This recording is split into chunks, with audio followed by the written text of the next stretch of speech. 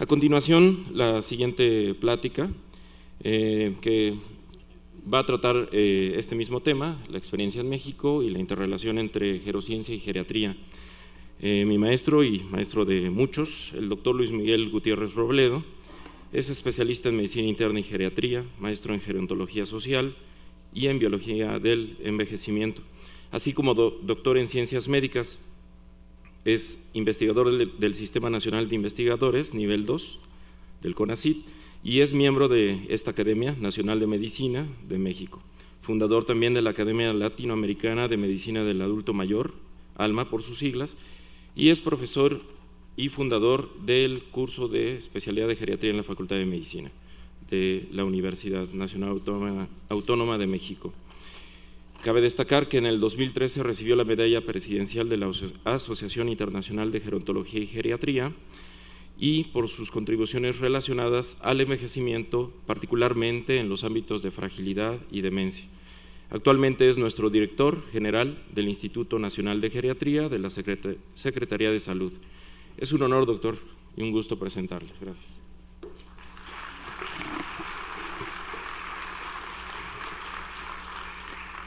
Muchas gracias, Oscar. Muy buenas tardes a todos ustedes. La presentación que acabamos de ver me deja justo en el punto donde yo quiero iniciar desde la perspectiva de la gerociencia, más allá del ejemplo específico muy interesante que acabamos de escuchar. Voy a referirme primero, para quienes no conocen del todo al instituto, para quienes nos escuchan a través del streaming en otros sitios, referirme brevemente a lo que el instituto hace en la actualidad y lo que estamos considerando en el mediano corto plazo, el contexto en el cual se crea este instituto y la iniciativa que estamos discutiendo aquí en estos 2 días, algunas definiciones que me van a ayudar a pasar después a un nuevo enfoque en la comprensión de la enfermedad que se desprende de esta idea de la gerociencia y en particular alrededor del paradigma de fragilidad. Construir la discusión de cómo la geriatría y la biología del envejecimiento están encontrándose y cómo necesariamente y cómo esto está generando nuevas preguntas. Primero, ya Juan José Hicks ayer hacía referencia a la creación del instituto. Es el Instituto Nacional de Geriatría en el ámbito del conjunto de los Institutos Nacionales de Salud. Estos numeritos negros corresponden al número de investigadores, de publicaciones de cada uno de los institutos. El número azul corresponde el número azul corresponde al número de investigadores, el número negro al número de publicaciones y el número en rojo al índice de productividad. El instituto en la actualidad es el más pequeño de los 13 hermanos y pero en la actualidad, sin embargo, aún con nuestra juventud hemos superado ya en términos de productividad a otros 3 en un lapso de tiempo pues bastante corto. La primera idea alrededor de la creación de este instituto habrá cumplido 10 años en febrero próximo. 10 años pasan muy rápido. hay que tenerlo presente y a lo largo de este proceso hemos venido desarrollando actividades tanto en el ámbito de la docencia como de la investigación. Transformamos la docencia de la geriatría, creamos un nuevo programa de especialidad de entrada directa que nos permitió aumentar muy significativamente el número de egresados. Hemos consolidado una plataforma educativa, tanto presencial como a distancia, que hoy en día da acceso a una población creciente, tanto de profesionales de la atención primaria como de especialistas que consumen, por ejemplo, materiales educativos como el que estamos generando en este momento. Trabajamos también dando acceso a la comunidad gerontológica en nuestro país a través de nuestra biblioteca virtual y estamos en el proceso de desarrollar nuestro centro de investigación en envejecimiento. En la actualidad contamos con 22 investigadores reconocidos por el Sistema de Investigadores de los Institutos Nacionales de Salud, la mayor parte ya parte también del Sistema Nacional de Investigadores, y nuestra productividad ha venido creciendo muy significativamente. De hecho, en lo que va del año 2016 ya superamos la cifra de lo publicado el año pasado. Los laboratorios de biología, de evaluación funcional, forman parte de un conjunto mucho más amplio que estamos en proceso de desarrollar. Yo creo que en el primer trimestre del próximo año habremos completado la unidad de evaluación geriátrica con el laboratorio de evaluación funcional en plena capacidad, el Centro de Investigación, Desarrollo e Innovación, el Laboratorio de Biología, y habremos fortalecido significativamente la unidad de enseñanza con el desarrollo de un espacio específico dentro de nuestro campus, que hoy es un campus de 4 hectáreas que gradualmente estamos desarrollando para en los próximos años crecer hacia el desarrollo de otros espacios, fundamentalmente de investigación clínica. No pretendemos desarrollar una unidad asistencial, seguiremos en nuestro carácter de unidad fundamentalmente dedicada a la investigación, pero abriendo nuestra actividad también al desarrollo de nuevos modelos de atención y a la prueba del concepto y al pilotaje de estos nuevos modelos de atención de lo que llamamos geriatría de enlace hacia el nivel comunitario y con el ámbito muy particularmente de la atención primaria. Como ustedes ven, el proyecto es muy, muy ambicioso. Los alcances en este momento son todavía modestos. En lo que toca a la red temática de investigación, que junto con la Academia Nacional de Medicina hace posible el encuentro en el que nos damos cita en estos 2 días. La primera actividad se desarrolló en el 2010 en presencia del secretario de Salud, en aquel entonces José Ángel Córdoba, y los funcionarios del Consejo Nacional de Ciencia y Tecnología. Esta red ha venido siendo renovada periódicamente y estamos preparando ya el expediente para poder continuar con el financiamiento que permita su operación para el próximo año. En la actualidad, la red nos ha permitido el vincularnos con toda una variedad de socios a nivel nacional, que les da una idea a ustedes de la diversidad de intereses de nuestros investigadores. El Centro de Demografía del Colegio de la Frontera Norte, por el trabajo de demografía del envejecimiento que inició ahí en nuestro país y por el interés que los movimientos migratorios tienen en el proceso. El Centro de Ciencias de la Computación del CICESE en Baja California, con quienes llevamos una iniciativa alrededor del tema de gerotecnología. El CIAD en Hermosillo, Sonora, con quienes trabajamos en temas de composición corporal, sarcopenia en particular. El Colegio de México, donde ahora estamos enfocando nuestras baterías en términos de demografía del envejecimiento. El Seminario Universitario de Investigación en Envejecimiento y Vejez de la Universidad Nacional Autónoma de México, que como ustedes saben tiene una muy variada diversidad de enfoques, aunque tiene su asiento en el Instituto de Investigaciones Sociológicas y tiene fundamentalmente esa orientación en la actualidad. Y todo esto gracias al apoyo del Consejo Nacional de Ciencia y Tecnología. La vinculación con la Universidad Autónoma Metropolitana se ha dado en distintos niveles, desde luego en la interacción con el laboratorio de la doctora Königsberg, pero también en un grupo de interés orientado a la perspectiva social y de derechos en términos de la atención de las personas mayores. Tenemos vinculación también con grupos de la sociedad civil, muy particularmente con la Fundación Tagle, y en un futuro muy próximo vamos a estar lanzando en conjunto con ellos toda una iniciativa para la promoción del envejecimiento saludable, un esfuerzo educativo dirigido al conjunto de la población a partir de un sitio web desarrollado ex profeso con bajo la iniciativa y el financiamiento de esta fundación. Tenemos también, la semana pasada concluimos un seminario de investigación cualitativa en conjunto con antropólogos del CIESAS de Jalapa y de la Universidad Autónoma de Chiapas, que son nuestros especialistas en etnogerontología, dedicados al estudio del envejecimiento en poblaciones indígenas mexicanas, y desde luego colaboramos con el conjunto de los institutos nacionales de salud, señaladamente con el Instituto Nacional de Salud Pública, el Instituto Nacional de Ciencias Médicas y con la unidad de investigación del Instituto Mexicano del Seguro Social. Hay ejemplos puntuales y productos concretos de colaboración con cada una de estas entidades, y a nivel internacional, a lo largo de estos años hemos logrado fortalecer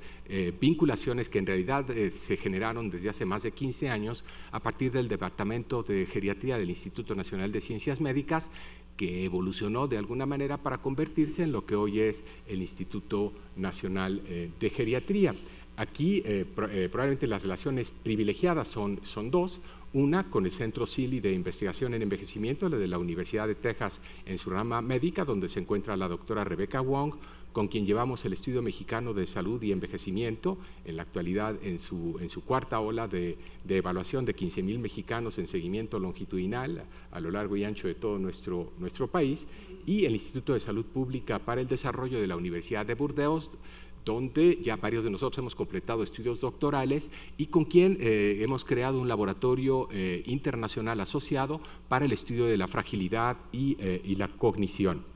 Con el Polo Gerontológico de Toulouse se ha desarrollado también una relación privilegiada, en particular con Matteo Cesari, con quien contamos ya más de una docena de publicaciones en común en el ámbito de la fragilidad y de la sarcopenia, y formamos parte de la red de la Asociación Internacional de Geriatría y Gerontología de Centros de Investigación en Envejecimiento. Mantenemos una colaboración cercana también con Leocadio Rodríguez Mañas, el coordinador de la Red de Envejecimiento y Fragilidad del Instituto Carlos III en España. Hemos tenido en el pasado, aunque ahora esto habría que revitalizarlo, una vinculación con la Red Quebequense de Investigación en Envejecimiento, y con NYU en el desarrollo de un programa específicamente orientado a la capacitación de los profesionales de enfermería en los hospitales. Estaremos lanzando a finales del mes de noviembre esta iniciativa Cuídame a nivel nacional, con la publicación de los lineamientos dirigidos a la atención preventiva de las personas mayores frágiles hospitalizadas. Más recientemente hemos desarrollado una colaboración con el centro, con el Instituto del Envejecimiento Edward Roybal de la Universidad del Sur de California, que está en la Escuela de Trabajo Social y que nos ha permitido además avanzar en el estudio de el envejecimiento comparativamente entre los hispanos norteamericanos y la población mexicana. En fin, ese es el ámbito en el que trabajamos. Es un ámbito de una enorme complejidad que ha también hecho difícil el crecimiento y que nos ha llenado de trabajo, pero felizmente vamos viendo de manera paulatina el crecimiento de una iniciativa multidisciplinaria. Aquí lo extraordinariamente difícil, aunque todos trabajemos bajo el mismo techo. Hoy hablamos aquí de biología, de ciencias sociales, de demografía, de epidemiología. El intercambio entre los distintos grupos de trabajo no ha sido tan fácil como hubiéramos deseado, pero conforme vamos avanzando, espacios como este nos dan la posibilidad de aprender, por una parte, la complejidad ya de la biología del envejecimiento. Si sumamos el resto de las perspectivas que tiene que ver con este proceso, pues la tarea no es nada simple. Y trabajamos en un contexto muy particular en donde, si bien estamos viviendo más tiempo, tenemos aún una brecha muy importante entre la esperanza de vida y la esperanza de vida saludable, que para el caso mexicano supera los 10 años. Y la expectativa de la iniciativa de Gerociencia es que seamos capaces de cerrar esa brecha hasta que ocurra como las levaduras de las que nos hablaba Alexander, que llegamos a un punto en que la población llega al tope y hasta ahí, en plenitud de capacidades, o hasta donde esto sea posible hasta el final. Cada vez pues la idea sería mantenerlo por más tiempo, aunque no necesariamente buscamos la prolongación de la duración de la vida, que parece tener efectivamente sus límites. Y esto está haciendo emerger toda una serie de cuestionamientos y en particular ¿qué pasa conforme aumenta la esperanza de vida? Pareciera que más que comprimirse la morbilidad, y particularmente entre los octo y nonagenarios, y sobre todo más allá de los 90 años en Europa, en Asia, empezamos a ver el crecimiento de la población de personas en condición de fragilidad y la modificación de los patrones de mortalidad que, lejos de acercarse a esa muerte súbita a la que aspiraríamos, se convierte en un proceso que puede prolongarse muchas veces por años. Dentro de esta perspectiva, pues tenemos dos retos inmediatos que tienen que ver con la promoción del envejecimiento saludable, pero antes y de manera más urgente, el prevenir la discapacidad y el diferir lo más posible la condición de dependencia. Y a la par tenemos que hacernos cargo de los que ya se encuentran en situación de fragilidad, en condición de fragilidad o dependencia, y desarrollar un sistema de salud más eficiente y un sistema de atención social más empático y más competente para resolver el reto que enfrentamos. A la par, tenemos la otra cara de la moneda. Todas estas ideas que hemos estado perfilando en estos 2 días y que tienen que ver con la idea de tratar el envejecimiento para diferir sus consecuencias negativas y mejorar los desenlaces, retrasando el tema fundamental sin el cual el envejecimiento no sería una preocupación, que es la dependencia. Y eventualmente la posibilidad de alcanzar ese límite jóvenes funcionalmente para morir de un catarro de un momento a otro. En fin, mejorar las condiciones de vida y tratar las enfermedades una a una hasta ahora nos ha funcionado. El enfoque reduccionista que nos permite, y reactivo de alguna manera, esperar a que aparezca una condición, reconocerla, tratarla, contenerla, nos ha permitido ganar terreno hasta cierto punto, pero este enfoque parece estar llegando al límite conforme aparecen nuevos fenómenos, en particular como la multimorbilidad y la propia fragilidad. Al vivir más, el envejecimiento influye mucho en la expresión de la enfermedad y limita nuestras posibilidades de intervención, pero el comprender la biología del envejecimiento nos ofrece oportunidades para eventualmente diferir el momento en que aparece la enfermedad, prolongar la esperanza de vida en salud y mitigar la dependencia. Pero a todo esto, ¿qué es desde la perspectiva humana el envejecimiento? Compertz, un actuario inglés del siglo XVIII, nos hizo creer, y así lo aprendimos, y muchos lo siguen creyendo, que es simple y sencillamente la progresión en el riesgo de mortalidad específica para cada edad. Pero ahora resulta que los supercentenarios no mantienen esas tasas. Resulta que los supercentenarios llegan a un momento, esto es gente que rebasa los 110 años, el riesgo de muerte se vuelve aleatorio a partir ya de esas edades. El incremento no se da, la fuerza de la mortalidad paradójicamente disminuye en esas edades de la vida. Entonces, los cambios estructurales graduales que ocurren con el tiempo, que no son consecutivos ni a enfermedad o accidentes y que aumentan el riesgo de morir, pues cada vez parece más claro que no podemos diferenciar del todo lo que es enfermedad y lo que es envejecer. Cada vez es más claro cómo esto está estrechamente relacionado y cómo la realidad es que no podemos separar del todo los procesos. Como que yo cada vez me voy quedando más con esta idea de que en el fondo es el proceso que convierte a un adulto sano en un adulto frágil, entendiendo la condición de fragilidad como un proceso de envejecimiento acelerado que compromete a ciertos individuos de manera más temprana por diferentes razones. Y esto en cohortes como la de Duke se ha visto desde los 20 años. En esta cohorte que recién nos presentaron entre los 20 y 40 años, donde estudiaron el proceso de envejecimiento en poblaciones en edades pues mucho más tempranas de lo que estamos acostumbrados a ver. Envejecimiento, enfermedad. ¿Qué es ahora entonces la enfermedad? Y aquí para referirme a la nueva concepción de la enfermedad que propone el reporte sobre envejecimiento saludable de la Organización Mundial de la Salud, y tratando de ver cómo evolucionamos desde 1948 con esta idea de la enfermedad a basada en un enfoque naturalista de normalidad, y lo que se sale de lo normal, de lo común, eso es enfermedad. Pero como que esto no es suficiente realmente para entender la enfermedad. Un filósofo y médico francés, Georges Canguilhem, de hecho en su tesis de filosofía, él escribe un texto que se llama Lo normal y lo patológico, y ahí crea los cimientos de una nueva definición en donde descarta este enfoque naturalista de desviación de la norma, para reconocer a la salud como un estado en el que nos encontramos aún en situación de capacidad de adaptarnos, condición que tiene que ver más con la resiliencia y la capacidad de adaptarnos a pesar del daño y la adversidad que enfrentamos. Y esta idea es recogida también por Nordenfelt, un investigador sueco, en donde en su enfoque funcionalista reconoce que en realidad la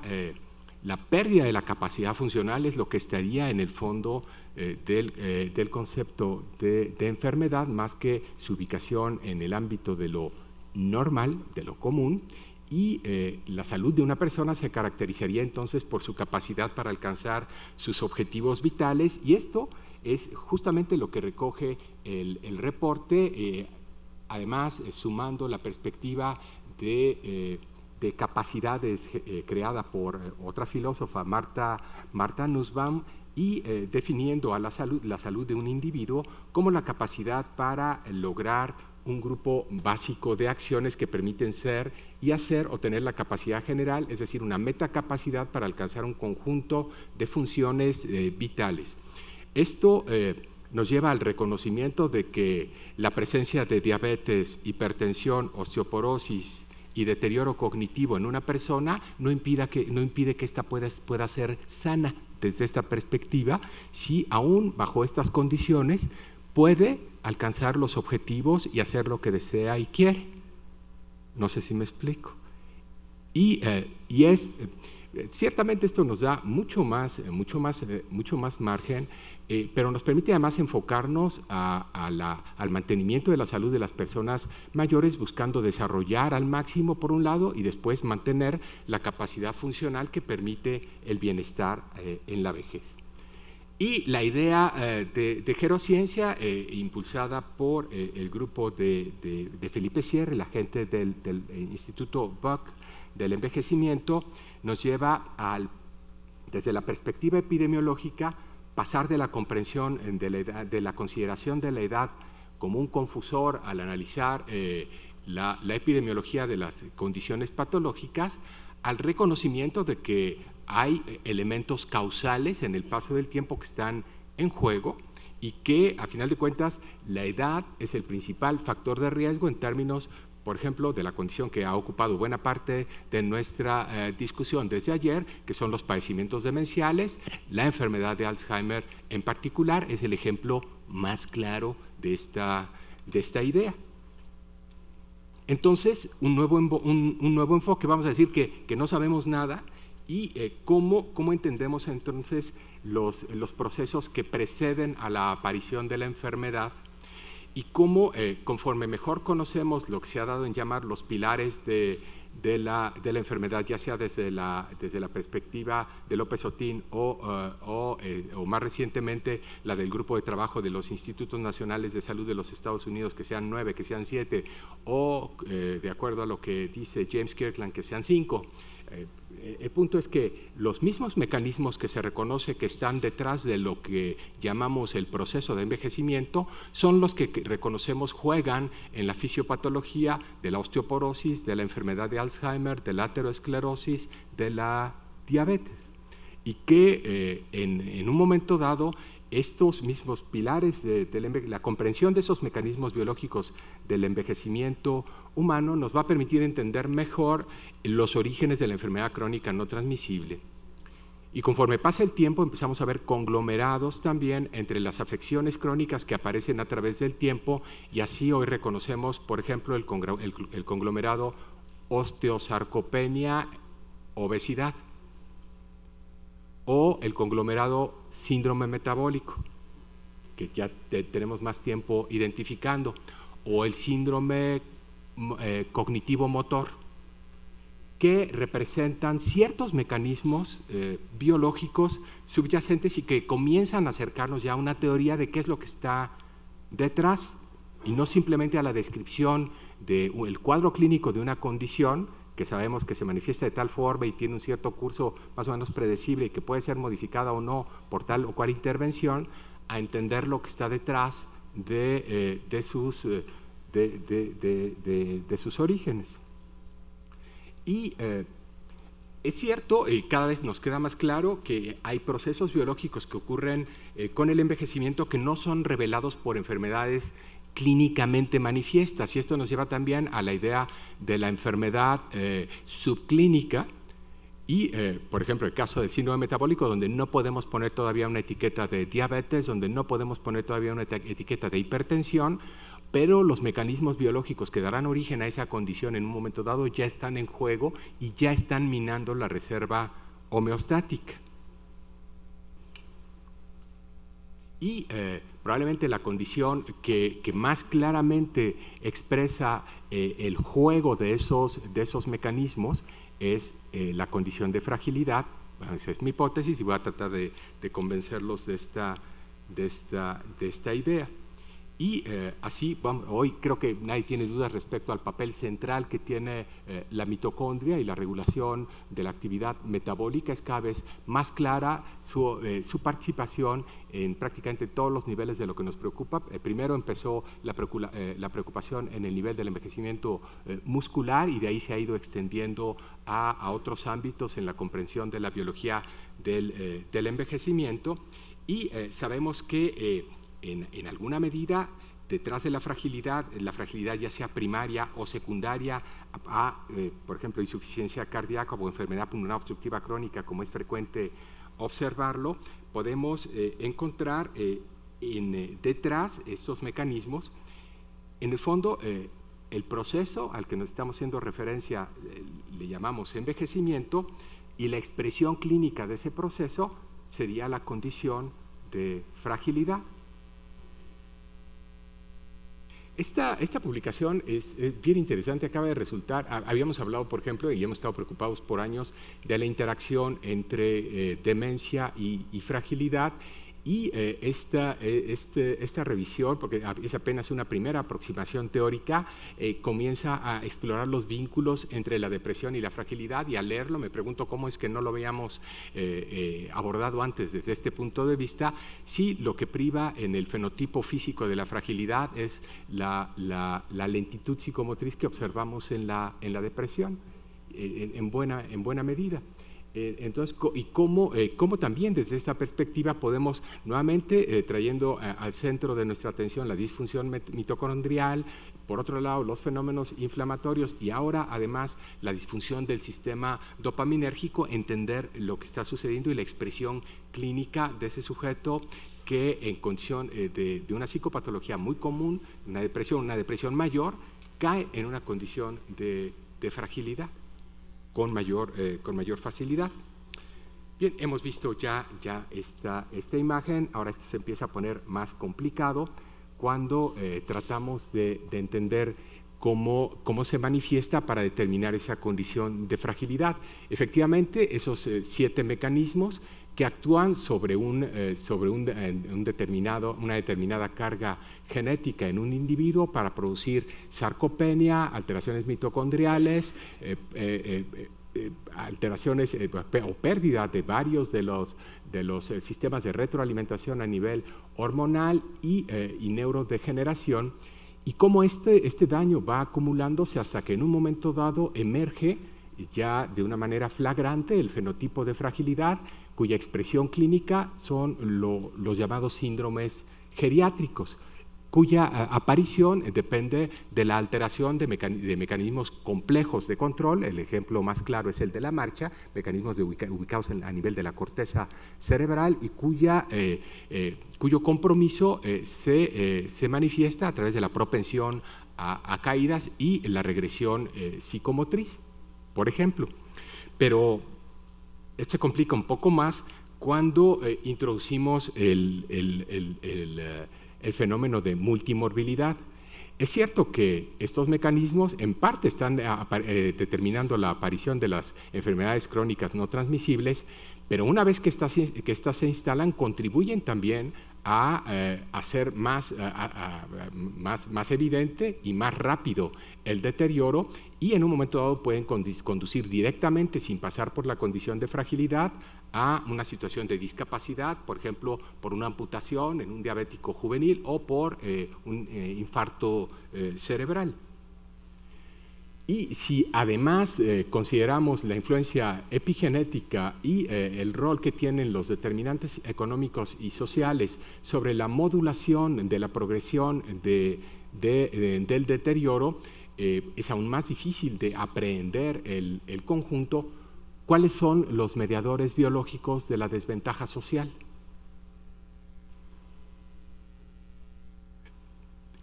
¿Cómo es que los más pobres envejecen más rápidamente? ¿Por qué la multimorbilidad se manifiesta más tempranamente entre los homeless? Por ejemplo, como ha sido demostrado ya en varios estudios. Y incluso la discapacidad tiene distintas vías para generarse. Conocemos bien el proceso de discapacidad que pasa por la enfermedad,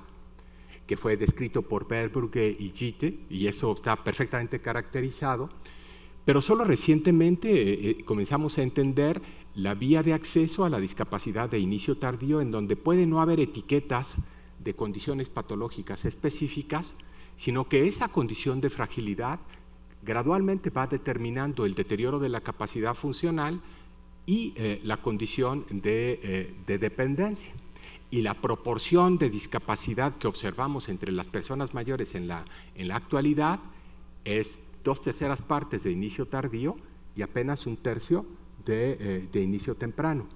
Pesa mucho más, en realidad, el proceso de fragilización que el proceso de discapacidad como lo conocemos. Y esto además ocurre en un entorno en donde un modelo de aproximación ecológico a la comprensión del fenómeno nos obliga a tomar en cuenta también, se hizo mención, por ejemplo, a la presencia de nanopartículas magnéticas en el cerebro de pacientes muertos con enfermedades neurodegenerativas en esta Ciudad de México por efecto de la contaminación ambiental. Hay mucho que discutir al respecto, pero bueno, es otro tema que tendríamos que considerar, y además esto ocurre a lo largo de toda una existencia,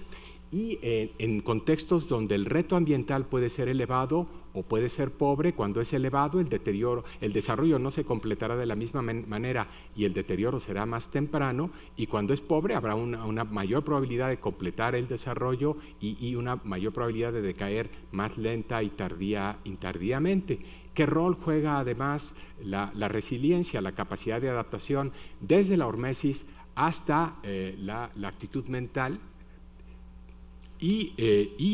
qué es lo que hace que en poblaciones tan igualitarias como la australiana las diferencias en la trayectoria funcional entre los niveles de ingreso sean tan grandes como lo que observamos en esta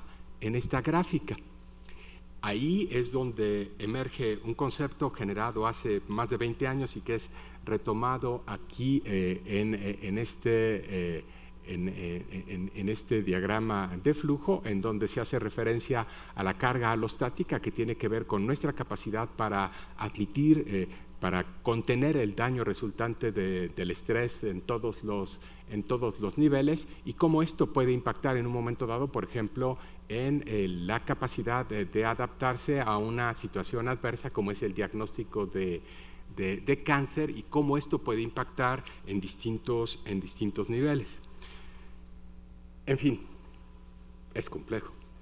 Apenas estamos acercándonos a la comprensión de lo que en realidad sucede, pero no cabe duda de que tenemos que aprovechar todos estos avances para mejor entender la enfermedad y para avanzar en la prevención y en la prolongación de la esperanza de vida sana y en la prevención de la dependencia. Es un texto escrito por Bob Butler en 2008, vislumbrando ya esto que hoy estamos discutiendo y que hoy se presenta con mucho más claridad. Ya no me detendré aquí porque esto ya ha sido dicho, pero sí mostraré la imagen que Cristian no nos mostró, también de Felipe, en donde, que a mí me parece extraordinariamente didáctica, en donde vemos, si entendemos los mecanismos del envejecimiento y somos capaces de frenarlos, vamos, enfermedad de Alzheimer, su prevalencia se duplica cada 5 años. Diferimos 5 años el momento en que se inicia la enfermedad de Alzheimer, cortamos por mitad la prevalencia. Así, nomás. Entonces, el impacto potencial es enorme y podría alcanzar al conjunto de las enfermedades. Entonces, las ideas básicas que están detrás es que hay vínculos definidos entre el envejecimiento y la enfermedad crónica, que los mecanismos biológicos del envejecimiento conducen al deterioro, que estos conducen tanto a la multimorbilidad como a la fragilidad clínicamente manifiesta, y que la comprensión que estamos alcanzando de la biología del envejecimiento nos ayuda a ver con más claridad el todo. Y la gama de posibilidades es enorme. Tenemos que entender por qué la fuerza del envejecimiento varía tanto entre estos extremos, desde los jovencitos mexicanos que a sus 15 ya tienen diabetes, obesidad, hipertensión, hasta los supracentenarios japoneses de casi 120 años, y cómo en particular estos fenómenos responden a las mismas causas raíz. Hay áreas críticas que han sido enumeradas ya, y hoy hemos escuchado referencia en particular a la epigenética, al metabolismo, a la proteostasis, un poco a las células troncales, muy poco, casi nada en cuanto a inflammaging. Hay muchos ámbitos más que explorar, pero es definitivo que la aproximación desde una visión holística, si bien difícil, alimenta a cada uno de nuestros campos del conocimiento, nos favorece en la generación de nuevas hipótesis, de nuevas ideas, de nuevas líneas de investigación, y tiene además implicaciones prácticas. Esta cohorte alemana nos deja ver con mucha claridad cómo si hoy en día ya si reconocemos la presencia de fragilidad en sujetos en la gráfica A, son personas de 50 a 60 años de edad, categorizadas en función de su categoría de fragilidad, y estos son octo y nonagenarios. No resulta más interesante detectar aquí la condición de fragilidad entre los quincuagenarios que esperarnos a los 80. Esto es evidentemente. Nuestro objetivo es seguir avanzando en la comprensión de la dinámica del proceso para mejorar y sobre todo la salud, y sobre todo para preservar la independencia y el bienestar de las personas al envejecer, apoyando la investigación en envejecimiento. La misión del Instituto Nacional de Geriatría es la promoción del envejecimiento saludable de los mexicanos. Y por eso hemos creado un grupo de trabajo en biología del envejecimiento, pero tratamos de mantener también una visión que nos permita entender esa mediación biológica de lo que está ocurriendo entre un entorno físico en particular y el individuo. y nos interesa desde luego mejorar la salud, el bienestar y la independencia de las personas al envejecer, y para eso pues tenemos que desarrollar intervenciones efectivas para en el momento oportuno poder modificar las trayectorias de pérdida de la capacidad intrínseca y mantener la capacidad funcional por más tiempo, mientras a la par que esto sucede, tratamos de entender qué es lo que pasa en una sociedad que envejece, qué percibe la comunidad, qué disposición tiene para apoyar a sus mayores o no, y cómo desde el nivel político tiene que desarrollarse también una política pública para propiciar el envejecimiento saludable que mire necesariamente más allá del sector salud y que reconozca las diferencias de los estados de salud y las condiciones en las que las personas habitan en un momento dado para desarrollar respuestas adaptadas a cada condición. Entonces buscamos desde el instituto apoyar el desarrollo de la investigación, favorecer el intercambio, tanto a nivel local como internacional, apoyar el desarrollo de la infraestructura y el acceso a los recursos necesarios para promover la investigación, de donde nuestro Centro de Investigación en Envejecimiento y de donde la red y sus actividades, y contribuir además a la traducción, como lo hemos venido haciendo y como ustedes pueden ver en nuestro sitio web a través de nuestras publicaciones, cómo estamos trasladando estas ideas desde el laboratorio hasta la generación de modelos de atención y hasta el desarrollo de una estrategia y plan de acción para el envejecimiento saludable a nivel de política de Estado. Entonces, ¿cómo buscamos contribuir al desarrollo de una gerociencia translacional, haciendo converger la biología, la demografía, la comprensión de los distintos aspectos gerontológicos y la medicina geriátrica? Y para esto, la red promueve las posibilidades de contacto, movilidad, la organización de talleres, y estamos desde luego considerando la publicación de este taller, como a través de la misma red y del instituto promovemos la colaboración para la investigación multidisciplinaria, la búsqueda de financiamiento conjunto, la formación de nuevos investigadores, y hemos sido capaces de abrir también puertas a nuevas fuentes de financiamiento desde el sector público y privado en nuestro país, y estamos contribuyendo al desarrollo de la infraestructura a partir de la creación de un laboratorio nacional. Y a través de la exposición de nuestros investigadores a este ambiente de intercambio de ideas transdisciplinario.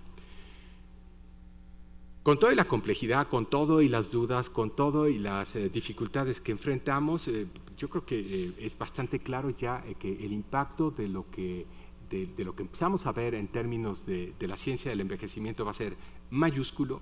y que conocemos ya los principios que hacen posible modular el proceso de envejecimiento y, sin lugar a dudas, mejorar nuestra esperanza de vida saludable. De ahí a prolongar la duración de la vida hay una enorme distancia, pero en realidad no es ese nuestro objetivo, sino el mejorar la esperanza de vida saludable, lo cual pues ya parece ser realista. De hecho, a lo largo de los últimos 100 años, nuestra especie ha prácticamente duplicado su esperanza de vida. Si eso no es modificar el proceso de envejecimiento, no sé qué es. Y en las cohortes, tanto japonesas como nórdicas, estamos viendo, e incluso en la de la Clínica Mayo, como el momento en que la enfermedad de Alzheimer aparece, se diagnostica y se hace clínicamente manifiesta, está sucediendo cada vez más tarde en la vida de las personas, simplemente como resultado de la mejora en las condiciones de vida, de la mejora en el acceso a servicios, del mejor control de los factores de riesgo metabólicos y cardiovasculares. Y si a esto además eventualmente sumamos las intervenciones específicas, es probable que podamos llegar todavía más lejos. También recién acaba de publicarse esta interesante revisión de los productos actualmente disponibles y los efectos observados. No pretendo entrar en detalle, simplemente ver que ya la lista es larga, y si vemos las publicaciones de James Kirkland o las que nos mostró aquí hace un par de meses, sabemos que la lista simplemente de drogas anolíticas es casi del mismo tamaño. Y las posibilidades entonces de traer esto a la práctica conforme vamos entendiendo mejor el fenómeno, pues se empiezan a vislumbrar, y con el metformin de hecho están ya en práctica en la actualidad. Entendemos muy bien ya la enfermedad crónica, o eso creemos, y por lo menos el proceso de discapacidad. Conocemos más claramente cada vez la trayectoria que lleva a la dependencia y a una muerte precoz, pero hay todavía grandes insuficiencias en el conocimiento que tenemos que llenar antes de poder avanzar de una manera sostenida. Pero es, creo que necesario y es oportuno ya el cuestionar toda una serie de ideas prevalentes en torno a lo que es la salud, lo que es la naturaleza de la enfermedad, su relación con el proceso de envejecimiento, y a partir de esta visión transdisciplinaria comenzar a proponer nuevas formas de abordar el estudio desde una perspectiva más amplia que nos permita, por lo menos en esta etapa, la generación de ideas originales desde otras perspectivas, y gradualmente el abordaje transdisciplinario, combinando el enfoque biológico y demográfico, el enfoque social y biológico, y todo esto para favorecer el desarrollo de nuevos modelos de atención. Quizás concentrarnos ahora en tres preguntas para discutir esta tarde y en las próximas semanas. ¿Cuáles son los hilos conductores alrededor de esta relación entre la enfermedad crónica no transmisible y la biología? ¿Cuáles las principales preguntas de investigación, que hay muchas sin duda, pero midiendo nuestras fuerzas y reconociendo nuestras competencias, que están a nuestro alcance para avanzar en la comprensión de estas relaciones? Y el comenzar también a ver si es que la enfermedad crónica acelera el envejecimiento, así como el envejecimiento propicia su aparición, ¿cómo impactará ello el seguimiento clínico de la enfermedad, o eventualmente, si esto se da, el tratamiento del envejecimiento per se? Creo que hay ya con esto bastante para discutir. Quiero agradecerles a todos su atención